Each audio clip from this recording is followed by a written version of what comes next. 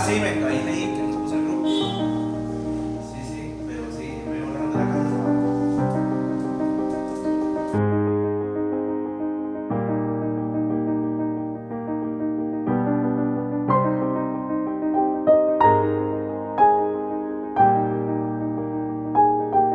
Hoy tenemos aquí a una invitada de lujo, doña Alexandra Quisling, presidenta de la Alianza Empresarial para el Desarrollo.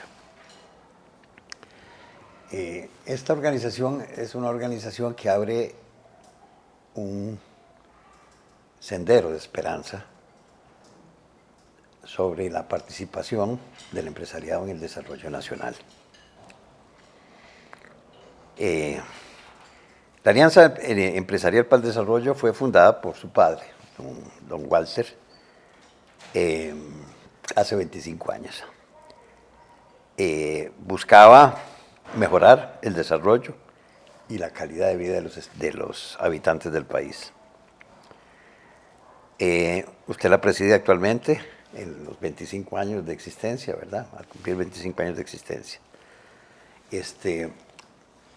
Nos interesa mucho conocer los alcances de esta organización y cuáles serían, en su criterio, los principales logros alcanzados en este periodo.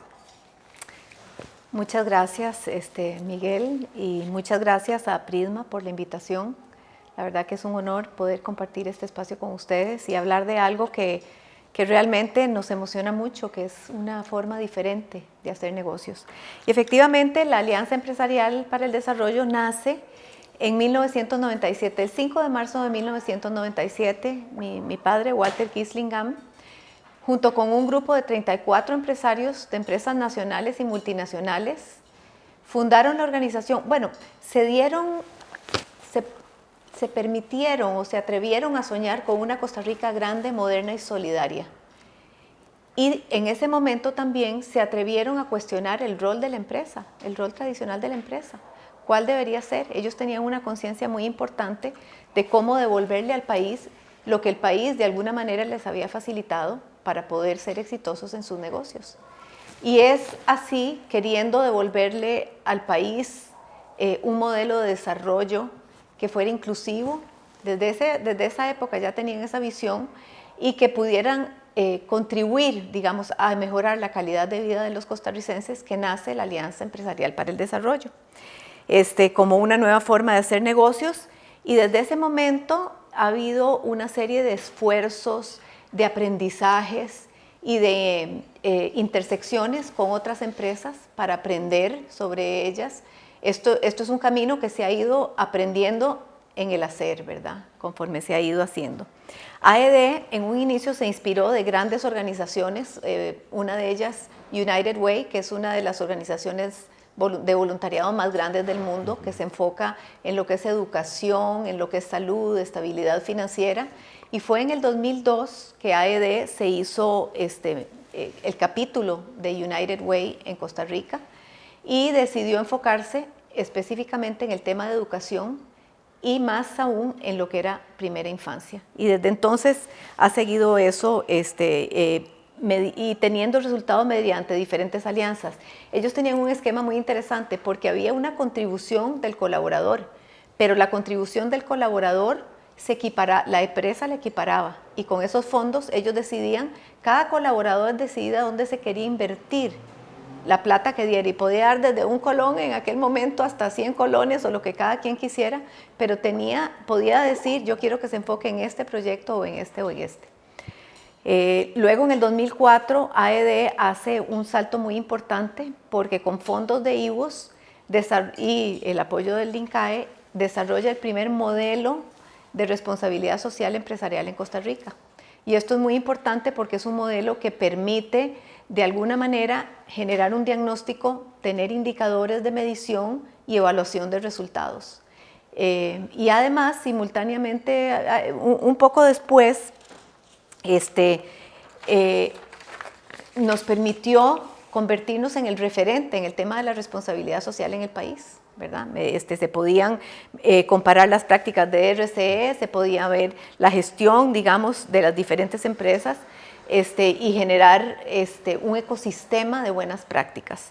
Con el paso de los años, AED fue creciendo y además fue evolucionando porque en un primer instante era un modelo más filantrópico. De hecho, yo recuerdo bien, yo, jovencilla, ir con mi papá a pintar escuelas y cosas, porque al principio se enfocaron mucho en lo que era infraestructura. Era una forma tal vez más filantrópica la que United Way tenía. Pero se fue evolucionando a entender que los negocios no podían solo generar riqueza y empleo, que tenían que realmente generar y contribuir al desarrollo de las comunidades donde operaban. Y además, el mundo también fue evolucionando el concepto de responsabilidad social y sostenibilidad. Entonces, en ese momento, AED tuvo la dicha de encontrar una organización a nivel global, que es el Consejo Empresarial para el Desarrollo Sostenible, que es una organización que tiene a las 250 empresas más grandes del mundo, pero además es de las plataformas globales más avanzadas en los temas de sostenibilidad.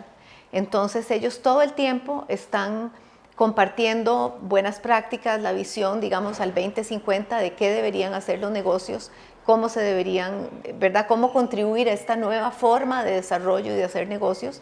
Y esto es muy importante para AED porque tiene la posibilidad de transferir todo ese conocimiento, esa metodología, esas herramientas y esa visión de mundo a las empresas en el país, y eso le ha permitido también generar sinergias y generar otro tipo de relaciones y de alianzas para promover el desarrollo sostenible.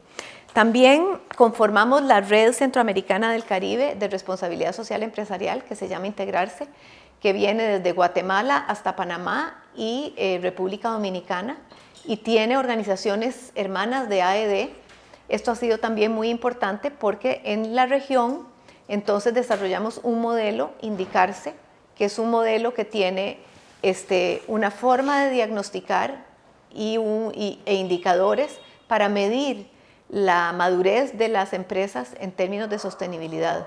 Las empresas, una vez que inician el camino de transformar la forma de hacer negocios, tiene que medirse. Lo que no se mide no se puede mejorar y no se puede cambiar. Entonces, esta herramienta de Indicarse lo que permite es, como decía un amigo mío, sacar los esqueletos del closet, ¿verdad? Porque a veces pensamos que estamos muy bien en equidad de género o que en prácticas laborales estamos muy bien, y cuando pasamos la herramienta nos damos cuenta que no estamos tan bien como creíamos. De hecho, ha sido una parte muy interesante encontrar, por ejemplo, una de las empresas hace muchos años que trabajaba en la construcción, decidió comenzar a tratar de entender cómo estaban sus colaboradores, porque pagaban salarios mínimos, tenían todas las buenas prácticas laborales, y desarrollaron un programa que se llamaba Alianza por la Pobreza Extrema. Y comenzaron a ver cómo estaba la empresa y se dieron cuenta que tenían un montón de situaciones de pobreza dentro de la empresa, a pesar de que tenían esto y pues tenían las prácticas buenas, y se desarrolló todo un programa para combatir eso, para generar una educación financiera, para capacitar a los colaboradores, les pusieron mentores, les ayudaron a entender el manejo de las tarjetas de crédito. Es decir, se hizo todo un programa tan exitoso que después ese programa se compartió con otras empresas, y ya luego desarrollamos una mesa completa de manejo para las empresas que querían trabajar este tema. Y 40 empresas metieron estos programas dentro de sus empresas, ¿verdad? Entonces eso es muy importante. La otra cosa que hemos hecho es que nos hicimos aliados o training partners de una organización que se llama GRI, Global Reporting Initiative, que es una empresa internacional que busca impulsar que las empresas hagan reportes de sostenibilidad. Tiene la estructura de reportes de sostenibilidad más utilizada en el planeta, tiene altos estándares, es exigente, y además busca cómo generar, cómo reportar los avances en todos los temas, en temas de materialidad, en temas sociales, ambientales, y cómo comunicarlos, cómo medirlos, cómo evaluarlos, ¿verdad? Y cómo mejorar los avances. Entonces, esto aumenta el rigor y la utilidad, digamos, de las memorias de sostenibilidad que producen las empresas, y esto es muy importante y es algo que deseamos hacer. También somos aliados del Pacto Global de Naciones Unidas y estas alianzas también nos permiten entonces compartir con empresas e impulsar y agrupar y generar una cultura de sostenibilidad que impulse a las empresas que están a ir al siguiente nivel y que a la vez impulse a aquellas que no están a ser parte de este nuevo modelo de desarrollo que se está proponiendo. También somos parte de otra alianza, y estoy enumerando estas alianzas porque es muy importante tenerlas. Arise es una iniciativa privada que se desarrolla con el sector público, liderada por Naciones Unidas, para reducción y mitigación del desastre, ¿verdad? Con la seriedad que estamos enfrentando con todos los efectos del cambio climático, las empresas van a tener que pensar mucho que los riesgos del cambio climático son riesgos del negocio y esos riesgos implican lo que le puede pasar a la gente de su comunidad, primero hacia lo interno, ¿verdad? Cómo están sus colaboradores, cómo está todo, y luego esa empresa vive en un entorno social y vive en un entorno ambiental también, y cómo todo eso se va a afectar y cómo la empresa puede, desde tiempo antes, tratar de desarrollar cierto tipo de estrategias para poder prevenir y buscar el plan B en caso de que haya un riesgo de una inundación, de una sequía, de migraciones, etc. Entonces somos parte de Arise aquí, y las empresas que forman parte de Arise se comprometen al marco Sendai, que es precisamente un marco que implementa medidas integradas e inclusivas para la reducción del riesgo de desastres.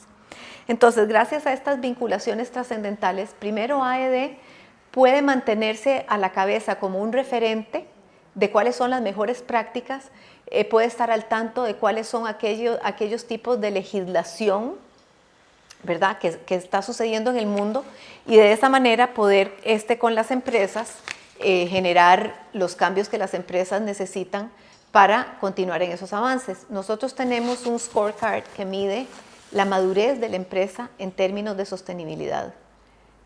Y la idea es que siempre vayan en un continuo de mejora todo el tiempo, ¿verdad? Que la empresa esté siempre, todos los años, con estos reportes, autodiagnosticándose y viendo cómo puede impulsarse al siguiente nivel. No sé, aquí sigo con tengo Sí. un montón de cosas, entonces no sé si querés que paremos aquí. ¿Cuántas empresas integra la AED actualmente? En este momento tenemos 110 empresas. 110 empresas, de una totalidad. El parque empresarial del país son 85 mil empresas, ¿verdad? Ese es parte de los grandes retos que tenemos. Sí. Pero ustedes tienen de las más grandes, me imagino. Sí, digamos que en una proporción tenemos un 80-20. Nosotros tenemos un programa muy importante también para pymes, ¿verdad? Y la idea mucho de lo que hacemos es cómo enseñarles a las empresas, estas multinacionales o nacionales grandes, a no solo generar, digamos, una gestión responsable de sus negocios, sino esa gestión responsable tiene que estar ligada y encadenada a las empresas que les suplen, a los proveedores, a los clientes, ¿verdad? Esta es una visión de gestión de públicos de interés. No es solo una gestión para crear riqueza para los accionistas. No, las empresas tienen que tener una sostenibilidad financiera, es lógico, pero también tienen que tener una sostenibilidad ambiental y social. Y eso implica hacerse cargo de la gestión responsable del negocio. ¿Y qué implica eso? Porque cuando una empresa tiene una gestión, tiene huellas sociales, tiene huellas ambientales y tiene cosas que tiene que estar viendo que estén en orden. Tiene que tener una gobernanza que respete los códigos y digamos, las premisas que tiene que tener a nivel de relaciones laborales, pero también tiene otro montón de aspectos que ver, y eso es parte de lo que buscamos, ¿verdad? Cómo las empresas pueden, dentro de su gestión, también cascadear todo ese conocimiento, y entonces que las empresas con las que están relacionadas también se beneficien de esta nueva forma de hacer negocios. ¿Podrías dar algunos ejemplos, no necesariamente mencionando los nombres, o si querés también, ¿verdad? Algunos ejemplos concretos de esto que me estás diciendo. Mira, por ejemplo, ahora en Centroamérica estamos desarrollando, tenemos, digamos, diferentes pilotos, pero te voy a decir, tenemos un piloto bien interesante con el BID y con 8 empresas, porque nosotros normalmente piloteamos, ¿verdad?, digamos, los proyectos que hacen las empresas, pero Uno de los temas en la inclusión o en la inserción laboral femenina en el país, en este país y en el mundo, es lo mismo con cifras diferentes, es el tema de la corresponsabilidad social del cuidado, ¿verdad? El país necesita, para hacer crecer y desarrollar la economía, que las mujeres ingresen en el mercado formal. Costa Rica tiene, eso eran cifras previas a la pandemia, el cuarto lugar más bajo en inserción laboral femenina en América Latina. Entonces, ¿cuál es uno de los problemas que hemos visto? Y la pandemia arrojó esas cifras de forma impactante, ¿verdad? Como, por ejemplo, en el primer semestre de la pandemia, el 80% de los puestos que se perdieron fueron de mujeres. Y las que se quedaron, muchas no querían subir a puestos nuevos por la responsabilidad del hogar, del cuidado de los chiquitos y tal. Entonces, hemos venido buscando fondos con el BID, con una fundación que se llama la Fundación Debbie, un poco con Red Cudi y con 8 empresas para desarrollar un modelo de corresponsabilidad social del cuidado que estamos piloteando ya en 8 empresas y que se termina ahora en junio para ver cómo podemos ya, digamos, desarrollar las bases de ese modelo piloto. Y la idea aquí es que los niños tengan un cuidado, pero no es solo darles un juguete y que estén ahí, no, que tengan una estimulación temprana. La primera infancia es fundamental para el desarrollo y las competencias de un individuo, de los futuros ciudadanos de este país. Entonces, la Fundación Debbie tiene toda un protocolo, digamos, de modelos de desarrollo educativo para estimular la primera infancia. De hecho, ya hemos tenido otros proyectos con ellos y hemos trabajado con Sensinais. La otra cosa es que los padres de familia puedan tener una cuota de pago, que las empresas tengan una cuota de pago y el gobierno también. Entonces, ver cómo se convierten esos centros de cuidado en centros de estimulación temprana y que no sea una carga solo para la mamá o para el papá, sino que realmente se vea como un proyecto de política pública donde se pueda desarrollar un modelo que le sirva al país, que le sirva a los papás y que le sirva a la empresa. Por ponerte un ejemplo, en muchos otros temas. Esa es como la idea de los SECUDI. Sí. Lo que pasa es que ahí también, ¿verdad? Sí, eso quedó. Hay que entender, nosotros una de las cosas que hacemos, Miguel, es realmente antes de llevar soluciones es tratar de entender cuál es la problemática e ir y convivir con lo que pasa. Por ejemplo, en el caso de las mujeres se creía que los centros ya de cuidado eran la solución. Si uno entiende la dinámica de las mujeres, por ejemplo, muchas de ellas van al trabajo y de camino tienen que dejar a los niños en el centro, luego tienen tal vez que ir a hacer algún tipo de mandado y luego se van a la oficina. Cuando salen muchas veces, muchas de ellas tienen que pasar nuevamente recogiendo a los niños, hacer otro tipo de mandados y llegar a la casa. A algunas les sirve eso en la empresa, pero hay otras que no. Hay otras que, por ejemplo, cuando salen del trabajo, los chicos de los centros de cuidado, los tiene que recoger ya sea la abuela, el abuelo o la persona que ellos se hayan designado. Entonces prefieren tal vez tener centros más cercanos de la casa. Otros, por ejemplo, porque se pensó en que las empresas los tuvieran. Muchas de ellas dicen, no, yo quiero un mejor centro que desarrolle mejores competencias y capacidades para mi niño. Entonces, lo que el modelo ha tratado es de entender todas esas necesidades que tienen los hogares para poder montar un centro y facilitar la calidad de centro, digamos, de cuidado que requieren los padres y las madres de familia para que se sientan cómodos llevando a sus hijos ahí. Entonces, ¿verdad? Hay que como que entender muy bien cuál es la situación que está pasando, cómo está la red CUDI. Por ejemplo, este es un modelo, nosotros este año estamos asumiendo la coordinación o la presidencia de la red Integrarse, que es toda esta red. Entonces, ese es un proyecto, por ejemplo, muy interesante. Otro proyecto interesante que estamos desarrollando con todos los países es cómo agarrar empresas grandes, y prefiero evitar los nombres porque estamos en proyectos piloto con ellas, es agarrar empresas grandes y entonces mostrar cómo ellos trasladan toda la cultura a sus proveedores, ¿verdad? ¿Qué tipo de relaciones tienen con 4 empresas que tengan 4 empresas, digamos, pymes, que estén teniendo servicios y cómo abrazarlas y acompañarlas a desarrollar mejores negocios? Muy bien. Yo quería preguntarte si conoces la experiencia del Hotel Puntislita, ¿verdad? No sé si es miembro de la organización o no. ¿Y en qué sentido sí. coincide o no con lo que ustedes están haciendo? Mira, el que fue miembro fue RBA, que fue de Eduardo Villafranca, que fue el que desarrolló el proyecto de Punta Hilita. Y sí, claro que es una experiencia que a mí me parece fascinante, el desarrollo y la dinamización de la economía local en esa alianza entre la empresa y la comunidad me parece fascinante. Sí. Lo podemos comentar, a mí me ha llamado, yo pienso que esa es precisamente la visión de sostenibilidad que nosotros buscaríamos tener con las empresas que forman parte de AED. Cada empresa tiene sus diferentes áreas y sus diferentes cosas, pero indudablemente la visión que tuvo el dueño de Punta Hilita, que fue Harry Searcher, desde un inicio, que si él traía un hotel a esa comunidad, la comunidad tenía que ser la primera beneficiaria y que además era una relación ganar-ganar si esa comunidad se dinamizaba, porque primero era recurso, capital social, ¿verdad?, que podía tener el hotel, y además, como yo creo mucho en las relaciones ganar-ganar y se comprueba con este tipo de casos, ¿verdad?, el hotel no solo tuvo un personal que ayudó a formar, ayudó a desarrollar y capacitó, sino que además se volvió el pueblo, porque en Punta Hilita no había pueblo, no había iglesia, no había cancha de fútbol, no había escuela. No había museo. No había buceo, no había conservación ambiental, ¿verdad? Los turistas, Punta Hilita estuvo, una vez que ejerció ese plan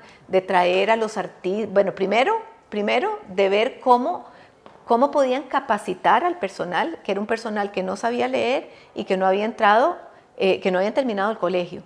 Entonces tuvieron que hacer todo un programa de capacitación y de comunicación para que ellos se desarrollaran. Luego entender algo muy interesante. Yo le pregunté una vez conversando con Eduardo cuál era la lección más grande que él había tenido con el desarrollo de Punta Hilita. Y él me decía, mira, la lección más grande para mí fue el respeto y la humildad. Y le digo yo, elaborame un poquito más eso. El respeto por el saber de la comunidad y la humildad de no creer que lo que yo les proponía era lo que ellos necesitaban. Y eso me encantó porque realmente es la forma de abordar y de construir relaciones de confianza, de construir relaciones ganar-ganar. Yo soy una creyente de la sabiduría de cada persona tiene su sabiduría. Y cuando vos llegas a una comunidad, la comunidad tiene un estilo y una forma de vivir. Y tiene una forma de manejar su entorno. Vos no podés llegar, es como que yo llegue a tu casa y de repente te diga, no, mira, no vivas así como estás viviendo. No, sí. Yo tengo que entender, ¿verdad? Entonces, para nosotros en AED, nosotros buscamos muchísimo que la empresa se vuelva en un motor de desarrollo, pero también en un motor que lleve ese desarrollo, que lleve la inclusión, que lleve la equidad y que lleve la distribución para que todas las personas se beneficien y podamos todos tener una mejor vida. Yo este caso lo conozco porque dirigí una tesis sobre eso. Y de entrada me pareció que era el sastrecillo valiente, ¿verdad? Porque pretender hacer un hotel de 5 estrellas enfrentando a Barceló y a todos los grandes hoteles del mundo, en Costa Rica, que somos una pulguita de eso, implicaba una visión y un camino, porque ¿cómo iba a competir? No iba a competir con plata y con instrumentos, diseños. Tenía que competir tratando de conseguir la gente que era afín a los valores ecológicos y hacer un hotel que fuera amistoso con la población local, diera resultados, y con la naturaleza.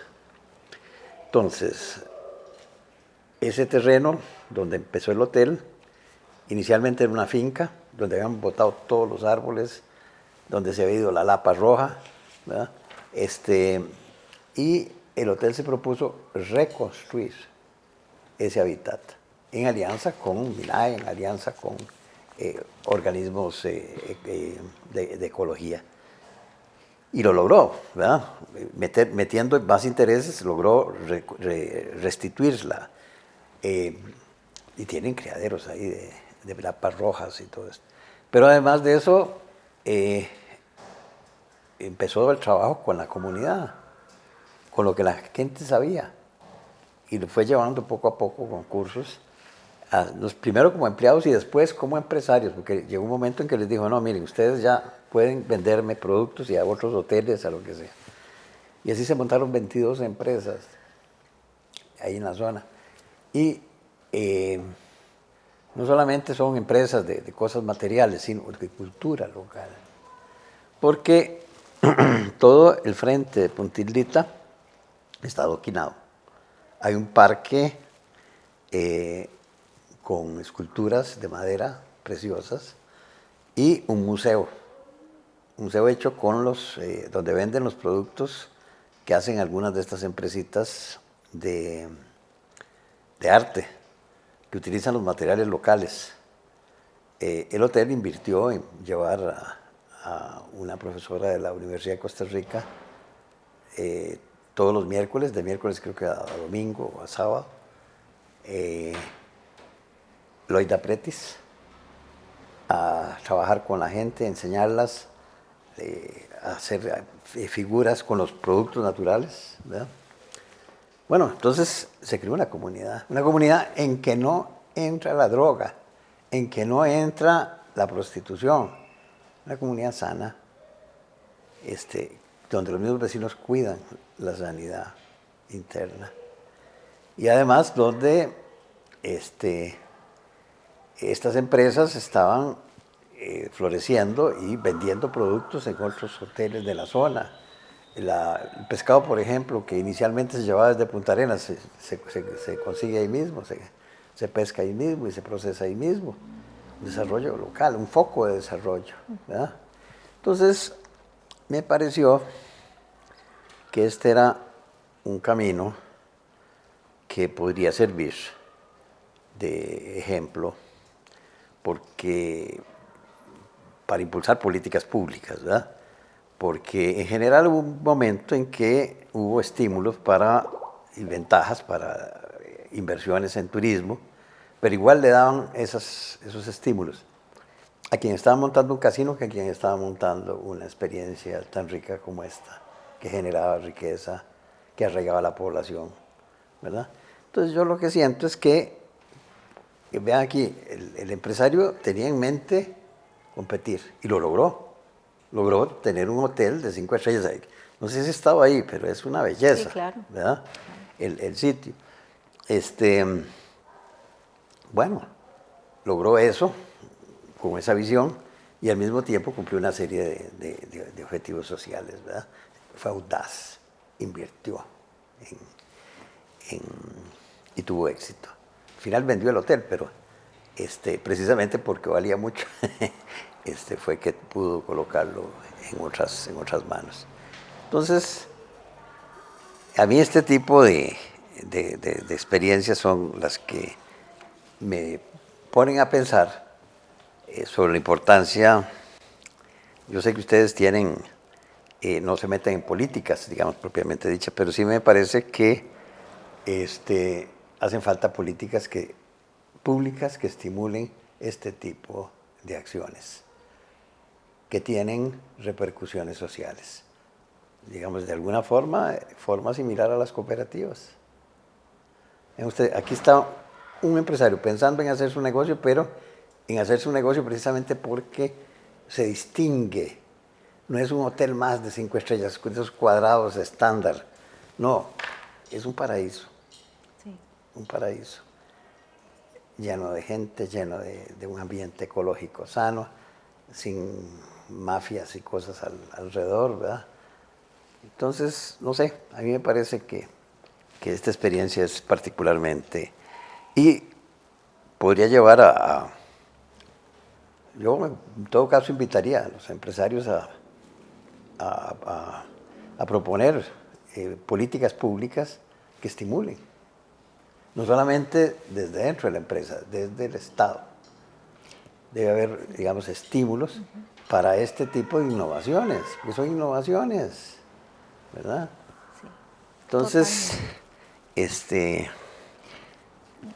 Quiero decirte que estoy completamente de acuerdo. Es más, hay una cosa que ahora que estabas describiendo tan hermosamente el proyecto de Punta Hilita, hay una cosa fundamental, el pueblo ganó una identidad.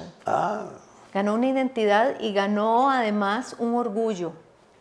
Casi que hubo una autoestima colectiva y entonces ellos mismos comenzaron a proteger sus recursos, ellos mismos comenzaron a en vez de gastarlos, a cuidarlos, a regenerarlos, ¿verdad? Porque eso se volvió en su identidad, en su orgullo y en su forma de vivir. Yo creo que eso es un proyecto ganar-ganar. Punta Hilita estuvo por 4 años entre los 100 hoteles mejores del mundo, ¿verdad? Entonces, eso que planteas es precisamente algo que nosotros hemos querido hablar muchísimo. Vienen retos muy grandes. Vivimos en un mundo volátil, incierto, complejo y además ambiguo, ¿verdad? Es un mundo donde tenemos retos gigantescos y realmente creo que no vamos a poder hacer nada solos.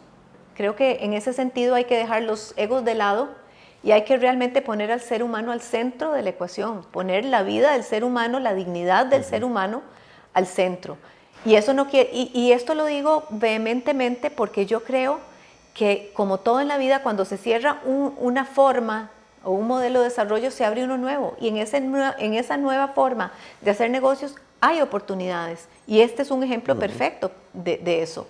Y yo pienso que eso es parte de la visión que tienen que tener los empresarios.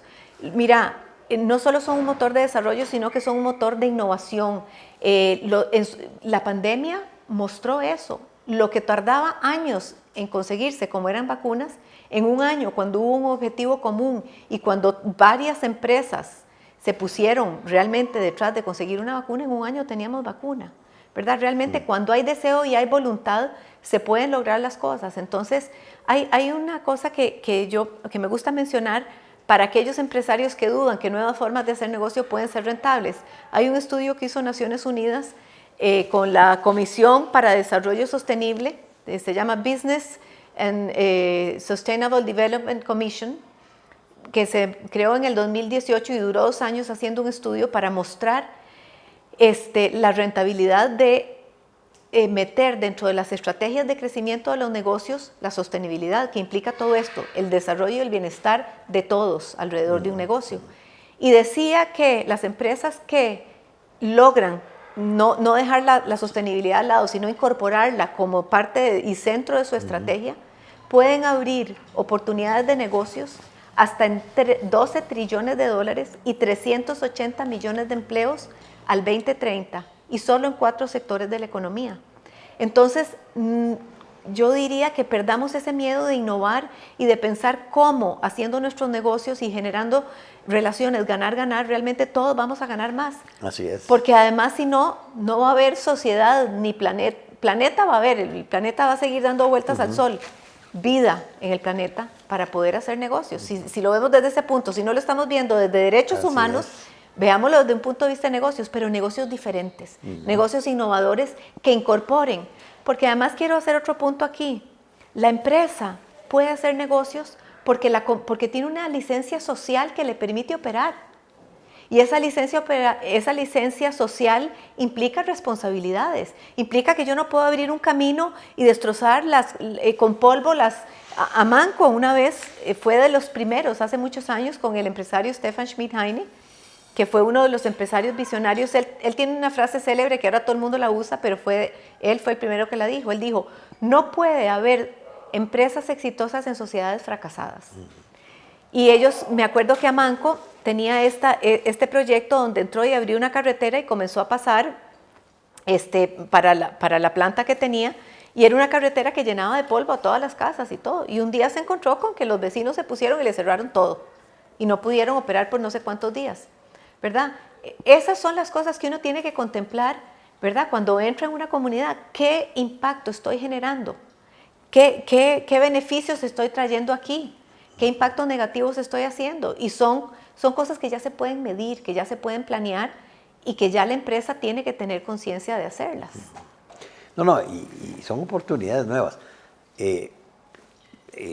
Por ejemplo, el caso del mayor clúster de Costa Rica es APTA.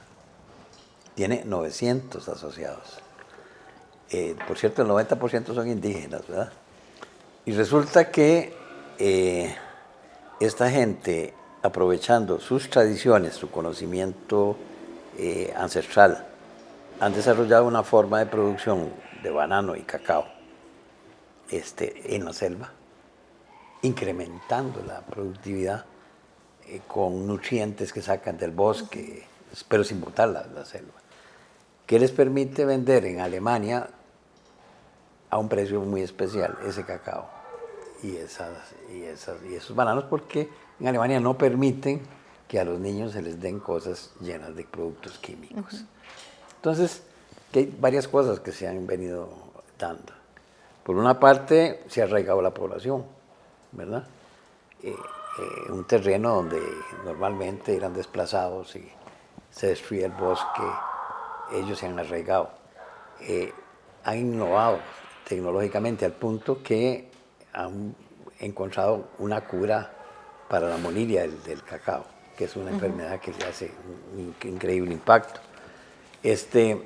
Y han creado, en general, unas nuevas perspectivas de acción y de conocimiento con el colegio local, que es un colegio que se ha ido apuntando en este proceso.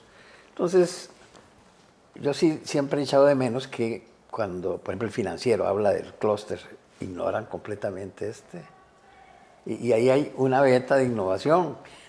Claro. Una beta de innovación porque no vamos a poder seguir produciendo con los mismos métodos tradicionales, destrozando la naturaleza, echando productos químicos. Ellos están abriendo, innovando en ese campo. Y hay varios empresarios que están siguiendo de cerca ahí en la zona estas experiencias y están tratando de aplicarla a plantaciones un poco mayores, ¿verdad? Sobre todo toda la parte esta de agroecología. Entonces, me parece que esto abre un espacio, abre un camino, pero al mismo tiempo que genera empleo y arraiga a la gente. Porque si no logramos esto, vamos a tener serios problemas. Ahí me decía, aquí en un programa que tuvimos, Arnoldo Mora, que es un especialista en computación, y que ha seguido muy de cerca la experiencia de Talamanca, porque él vive ahí, que fue al colegio de Talamanca a dar un curso sobre software libre para que los muchachos aprendieran. Que de entrada le dijo uno de los muchachos, mire, dígame una cosa, usted nos va a decir algo nuevo que nos abre una perspectiva más allá de las bananeras y de los narcos, así de entrada, ¿verdad? La gente está, claro, les dijo, claro que sí, precisamente esto que les traigo a ustedes les va a abrir otra perspectiva. Esto es muy importante porque yo siento que un país donde la exclusión tiene muchas limitaciones, digamos, no se está recuperando a la gente. Es un país que tiene serios problemas de futuro, ¿verdad? Porque ahí tenemos una bomba de tiempo. Y creo que esta acción de ustedes y en general del empresariado es fundamental. Sin esto vamos a tener llanto y crujir de dientes, ¿verdad? Posiblemente. Mira, completamente, estoy completamente de acuerdo. A mí me parece que este modelo de APTA yo en realidad lo conocí por vos y eso me hace hacer un comentario que creo que nos sucede a nosotros muchas veces con los proyectos. Desafortunadamente, muchas veces lo que más hace noticia son las cosas que no salen bien. Se reporta poco lo que sale bien y yo creo que hay que aprender a comunicar. Nosotros mismos, te digo, muchas veces no podemos comunicar un montón de cosas que quisiéramos comunicar. Entonces yo creo que vale la pena ver de qué manera esta experiencia se puede compartir, indudablemente, porque hay un saber y ese es el tipo de saberes que necesitamos hoy más que nunca, cuando el planeta está de la manera en que está, ¿verdad? Nosotros tenemos 3 riesgos fundamentales, que de hecho el World Business Council está trabajando muchísimo en eso, que es los efectos de, digamos, la emergencia climática, la pérdida de biodiversidad y la inequidad. Y esos 3 se combaten en esa manera, ¿verdad? Se combaten yendo a las comunidades, se combaten no concentrando todo el conocimiento y la producción económica en el Valle Central, sino yendo también a aquellos lugares. Nosotros tenemos diferentes proyectos con diferentes organizaciones en ciertos polos. Y otra de las cosas que estamos tratando de desarrollar en este momento son protocolos sectoriales. Uno de los retos importantes que tenemos como país, bueno, como organización en AED, es eso que hablamos al principio. ¿Cómo hacemos para que no solo sean las 110 empresas en un país tan pequeño, además donde hay un montón de organizaciones que están tratando de hacer lo mismo, sino cómo atraemos a empresas pequeñas, medianas, grandes, nacionales, de los diferentes rincones del país para que sean parte de este ecosistema, ¿verdad? Como, por ejemplo, digamos, con el sector azucarero desarrollamos un protocolo de buenas prácticas, aun cuando eran empresas que no eran parte de AED. Y eso ha generado todo un movimiento que inclusive les está permitiendo a ellos exportar a Europa, porque Europa está con todo lo que es el tema de azúcar, las que digamos, las que no responden a los protocolos de ellos no pueden exportar. También trabajamos con banca y seguros. Entonces la idea realmente es esto, cómo ir trabajando por sector, trabajando por geografía, trabajando de una forma macro. Y otra cosa, cuando hacemos los proyectos, que tal vez me gustaría comentar, hemos venido invirtiéndole mucho al tema de la alianza público-privada. Y con esto que quiero decir, que si hay temas, país, nosotros trabajamos individualmente acompañando a las empresas a desarrollar la mejor gestión responsable que puedan tener y articulando un sector empresarial que esté comprometido, consciente y casi que nuestro propósito es co-crear un país próspero, inclusivo y respetando el medio ambiente con un sector empresarial consciente y articulado, ¿verdad? Y eso toma tiempo y toma la cultura, pero en eso venimos trabajando mucho. Pero la otra cosa muy importante es cómo realmente atraer a más gente, porque se nos está acabando el tiempo. Así es. Así es. Hay un sentido de urgencia que muchas personas no están entendiendo. Eso es. Y lástima porque se nos está acabando el tiempo.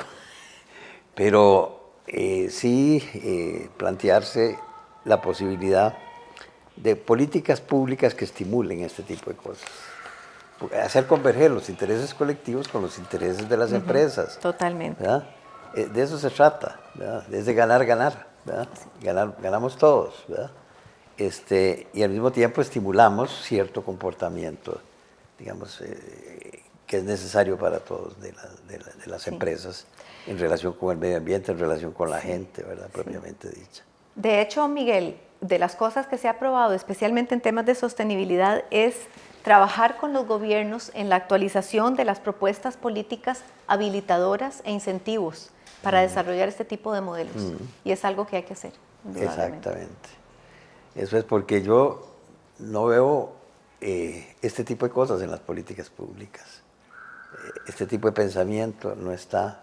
Actualmente se piensa más o menos como si fuera 1990, ¿verdad? Seguimos en la misma baile, en la misma cosa, y al mismo tiempo que nos crecen los barrios marginales, la delincuencia. No es con policía que vamos a solucionar estos problemas. Tenemos que actuar sobre la causa. También, ¿verdad? La policía hace falta, pero también lo más importante es actuar sobre la causa. Sí. Y eso, pues, exige. Pues mira, muchísimas gracias. Es un honor tenerte hoy acá. Y espero que de esto nos sirva también para poner a pensar a alguna gente sobre este tipo de cosas y ese tipo de esfuerzos que se vienen realizando desde la AED. Muchísimas gracias. Muchísimas gracias a vos, Miguel. Muchas gracias.